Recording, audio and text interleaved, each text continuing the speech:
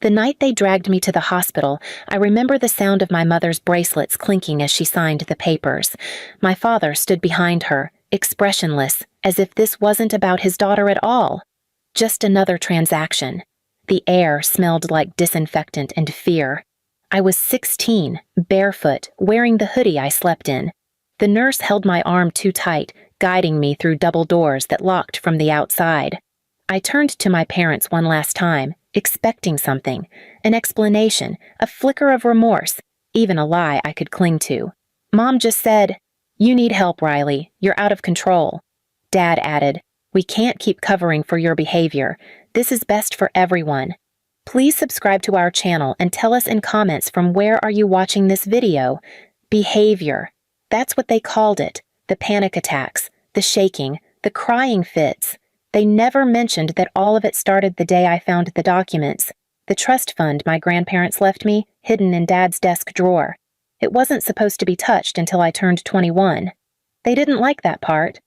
I screamed as they left me behind the locked glass doors. A nurse's shadow crossed the hallway. A key turned. The door clicked shut. I remember the sound of their shoes fading away, one pair slow and confident, one sharp and fast. Mom's. I spent my first night in that place staring at the ceiling, counting every flicker of the light above me. The room was white and too bright, the sheets rough against my skin. Every few minutes, someone walked by the small square window in the door. Their footsteps echoed down the hall like a clock I couldn't turn off. They said it was for evaluation. 72 hours, just observation. But 72 hours turned into a month. Every time I asked to leave, they told me I wasn't ready. Every time I said I was fine, they wrote down denial. When my parents visited, Mom brought expensive chocolates and fake tears. She'd pat my knee and whisper, "You're doing so well, honey. Keep cooperating."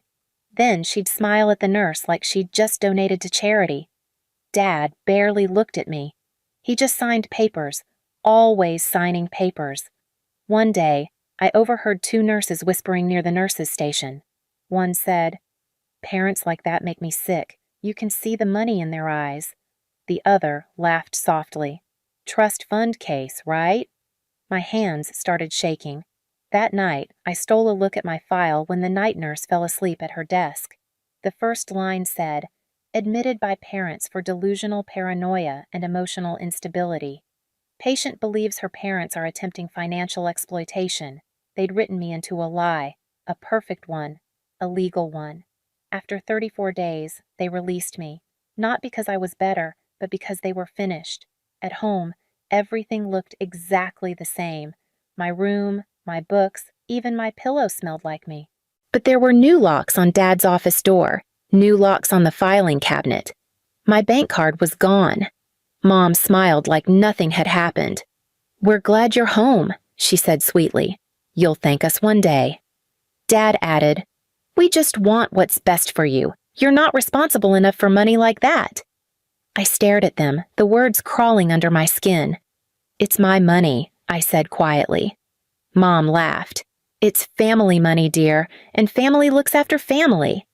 I didn't respond, not when she handed me a schedule for therapy. Not when she told me she'd taken over managing my school payments. Not even when I saw the new car in the driveway, the one she'd always said they couldn't afford. I went back to school. Everyone whispered. Some said I'd gone crazy. Others said I'd tried to hurt myself. I didn't bother correcting them. Let them believe whatever version my parents had sold them. For 2 years, I played their game. I went to therapy. I smiled at the right times. I nodded when Mom said, "See? You're doing so much better." I kept my head down. I learned to make my silence look obedient. But inside, I memorized everything, every account number, every lie they told, every face they made when they thought I wasn't watching. I was their daughter again on the outside. But inside, I was something else, something they'd created without realizing it. By the time I turned 18, I was legally free, but my trust fund wasn't. They'd transferred it into a family-managed trust. I couldn't access a single dollar without their signatures. On my birthday, Mom handed me a card with a $100 bill inside. "Just for fun," she said with that same practiced smile. I said thank you. I even hugged her. But I was done being their investment. One afternoon, I came home early from work and caught Dad in the study. He didn't hear me. He was on the phone with someone saying, the transfer should be complete by the end of the month. Once it's under our name, she'll have no legal claim. He said our name, not mine. That night, I sat in my car outside the house, gripping the steering wheel until my hands hurt. My breath fogged the window. For the first time, I didn't cry. I just felt the cold settling in. I realized something. They hadn't just taken my money. They'd stolen years of my life and made me think I was crazy for noticing. And that's when I decided, if they could rewrite my story once, I'd write the next part myself. But not the way they'd expect. I didn't scream. I didn't threaten. I didn't go to the police. I smiled. I stayed close. I let them keep thinking I was harmless. Because when people believe you're weak, they never see you coming. And that's exactly what I needed. 2 years after that night in the car, I'd almost perfected my disguise. On paper, I was the quiet daughter who had recovered. I sent holiday cards. I visited when invited. I smiled through dinners. But underneath, I was keeping track of every fracture in their perfect shell. They'd grown careless.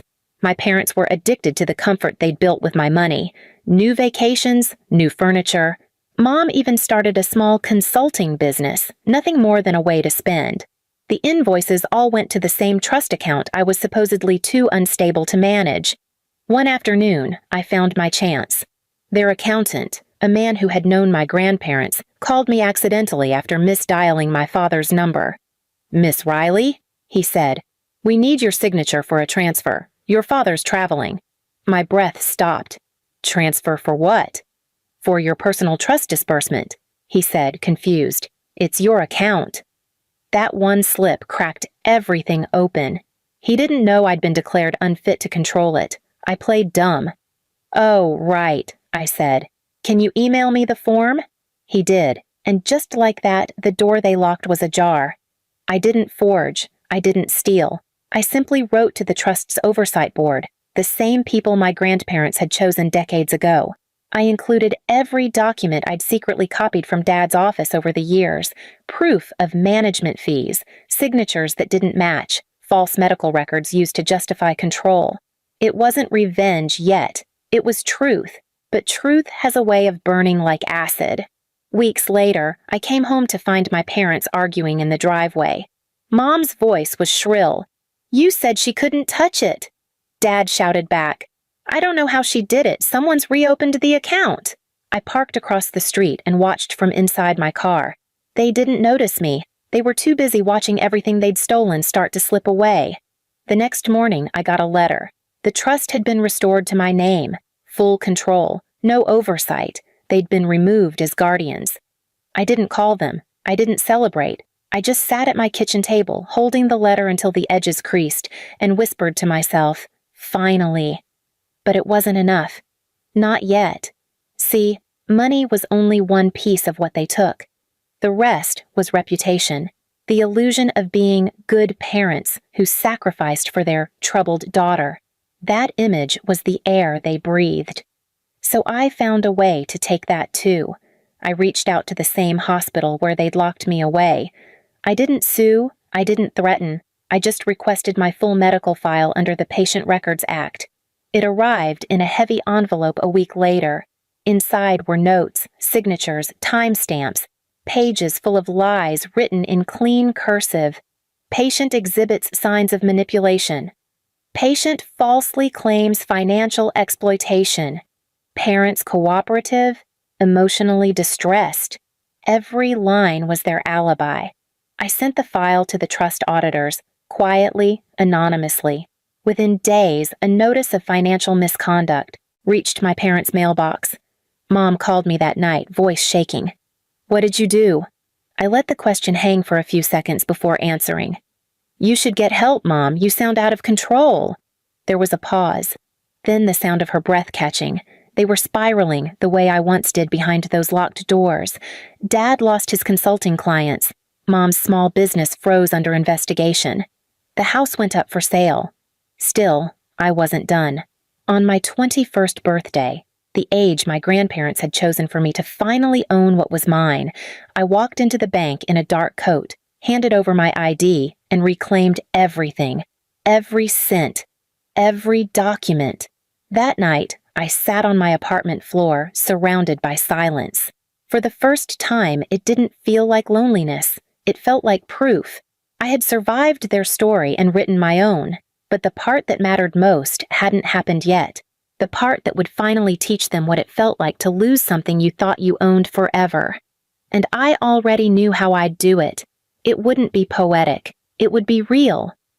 A year later, they were shadows of who they used to be. The house that once smelled like polished wood and expensive perfume now sat half empty and echoing. I hadn't spoken to them since the trust was restored, but word traveled. Small towns are efficient that way. My mother started showing up at my workplace, always dressed well, pretending it was coincidence. The first time, she brought cookies. The second time, she waited outside in her car for hours. I never went out.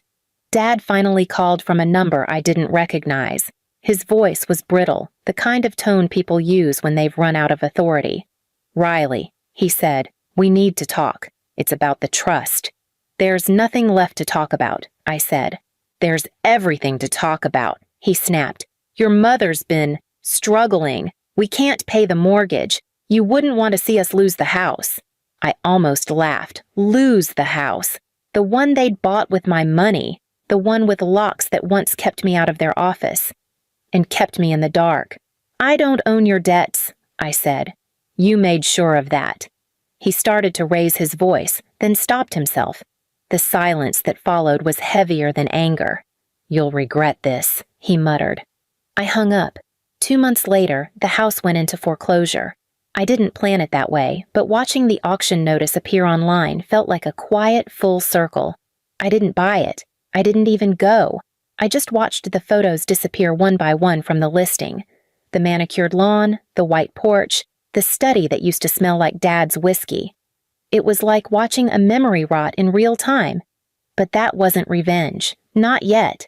Revenge wasn't the money or the house. It was what came next. I received an email from the trust's legal office asking if I wanted to redirect a charitable portion of my inheritance.